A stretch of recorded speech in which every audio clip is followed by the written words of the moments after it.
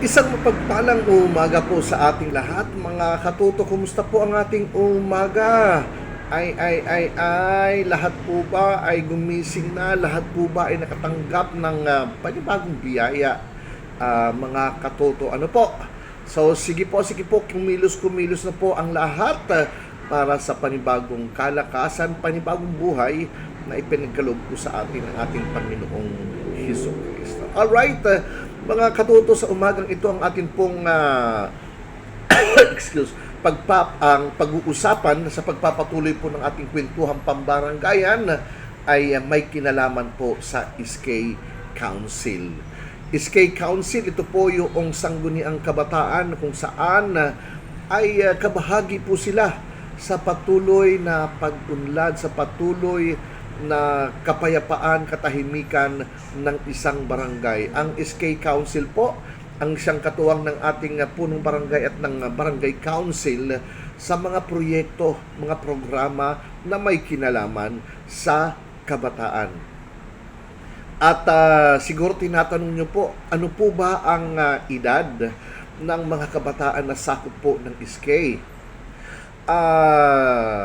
Ang pagkakaintindi ko po, ang kabataang edad 15 to 30 years old ay sakop po ng SK Council. Sila po ang mga bumuboto sa oras po ng halalan, sa oras po ng pagpili ng mga karapat-dapat na maglilingkod sa SK Council. Age 15 hanggang 30. Pero ang pagkakaalam ko po, ang pupwede lamang pong tumakbo sa konsiho sa SK Council ay 15 hanggang 25. So kung ikaw po ay 26, hindi ka na po pwedeng tumakbong SK Council, SK Kagawad o SK Chairman. Although ang bumuboto po ay from 15 to 30 years old. So sa madaling salita, mga katoto, ang ating pong mga katoto na edad 18 to 30 years old ay dalawa po ang binuboto, hinahalal.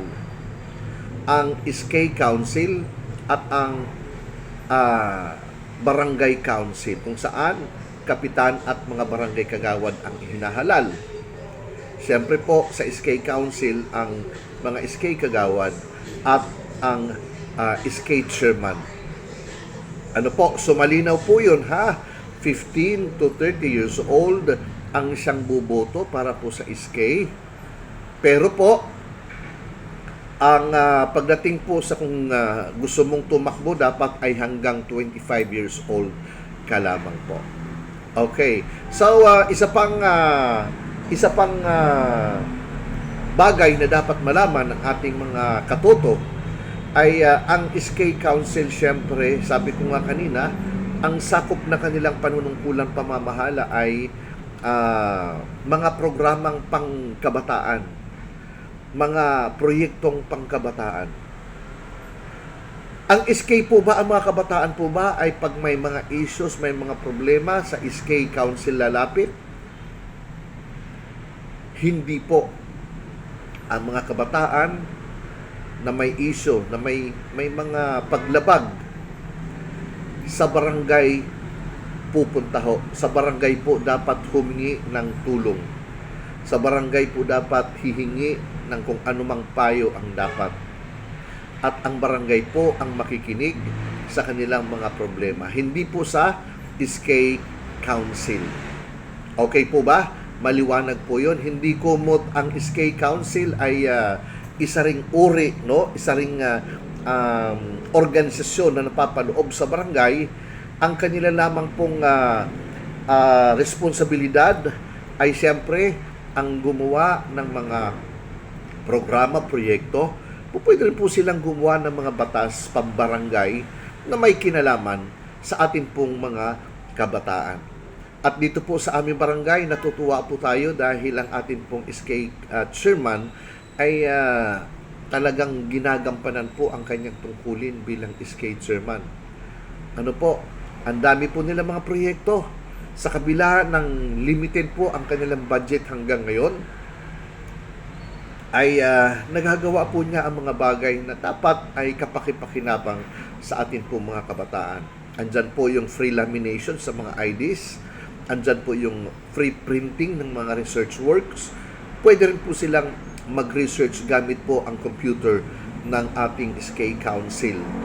Ano po, syempre maliban doon sa distributions ng mga school supplies, may mga paligarin po sila na pinangangasiwaan ng SK at ng barangay. Nakakatuwa po dahil masigasig po ang ating SK chairman kasama ang kanyang mga kagawad. At nabanggit ko po kanina na limitado po ang pondo nila dahil ang pondo po nila ay 1% lang. No? 1% doon sa kabuuang NTA o dating era, ngayon ay NTA, National Tax Allotment. So, ang budget po ng barangay is 8 million sa ngayon. So, sa kanila, sa barangay, ay sa SK Council, ay meron po silang 800,000 na siya pong gugugulin sa loob ng isang taon. Yung 800,000 na yan, andyan po manggagaling ang kanilang personal services, ang kanilang mga honoraria, kung tawagin. At iba pang mga kapangangailangan, mga office supplies, dyan po manggagaling mga proyekto kanilang ibinababa. Sa 800,000 mga katuto, hindi na po dyan sakop ang ang SK chairman. Dahil ang SK chairman, ang budget po niya sa kanyang honoraria ay nanggagaling po sa barangay. Kung magkano po ang sinasahod ng kagawad, barangay kagawad, siya rin din pong sinasahod ng ating SK chairman bilang XO, ex officio, no? O ang tawag din po sa kanya ay kagawad, no? Ex officio member, kagawad sa pambaranggayan. So meron po siyang dual responsibility. Una, ang kanyang pagiging SK chairman, na kung saan ang concern dito ang mga kabataan, at the same time kasama siya sa pamamahala sa barangay. Siya po'y considered as kagawad, pampitong kagawad, ex officio member po siya. So ganun po ang estado, ang sistema po na mayroon po sa ating SK Council. At syempre ang SK chairman ay pumipirma din sa mga resolusyon ng pabarangayan. Mga katoto, sana po ay mayroon ho tayong natutunan, nalaman ngayong umagang ito na may kinalaman sa atin pong SK Council. Kung may mga katanungan po kayo, o pwede po kayong magtanong, mag-comment po, at pwede rin pong i-share, pwede rin pong i-like, o mag-subscribe sa atin pong kwentuhang pambaranggayan. Okay po ba? Maraming salamat po at magandang umaga sa bawat isa sa atin.